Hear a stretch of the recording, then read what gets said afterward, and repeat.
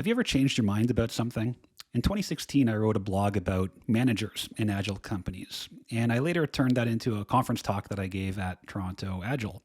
And the thesis of the piece was basically that managers should not be afraid of Agile transformations because if it's done right, it should free you up to do a lot more high leverage work for your people.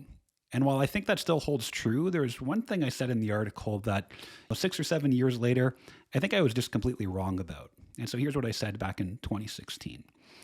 Until now, they had employed an all too typical approach. They trained their managers and team leads as scrum masters, and then they gave them the responsibilities that go with that role. This is on top of their existing jobs.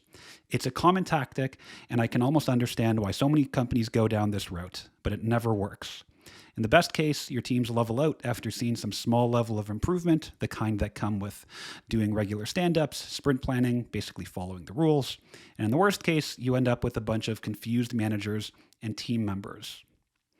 Now, other than some still valid concerns, I do think it might be harder for some people to be honest at a retrospective with their manager because, well, the manager can fire people and hire people and promote and demote them. But other than that, I think I've come around on this topic. And I might even go further. Maybe the managers should be the ones taking on the Scrum Master accountability. And why not? The skills and characteristics that make for a great manager are the same ones that make for a great Scrum Master. You need a high level of emotional intelligence. You need to have an allergy to impediments and be able to communicate clearly and reveal issues before they become big problems. What I found to be the most helpful, though, is having a bit of clout and some actual vested authority in an organization can make it a lot easier to get certain things done for the team. For example, you have certain control over a part of the budget. That means you can send your team members to training that is actually relevant to the work that they are doing. You can provide them with tools that they actually need versus what the rest of the company might be using. You also have a huge role to play in the composition of your team. Now, as the team matures, you're going to want to push some of that hiring work down into the team itself.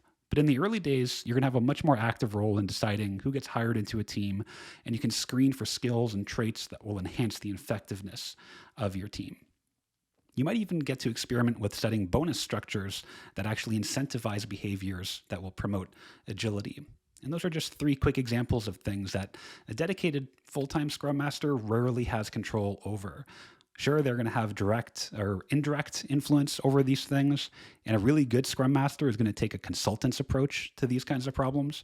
But as a manager, you can just manage these things. You can just make them happen.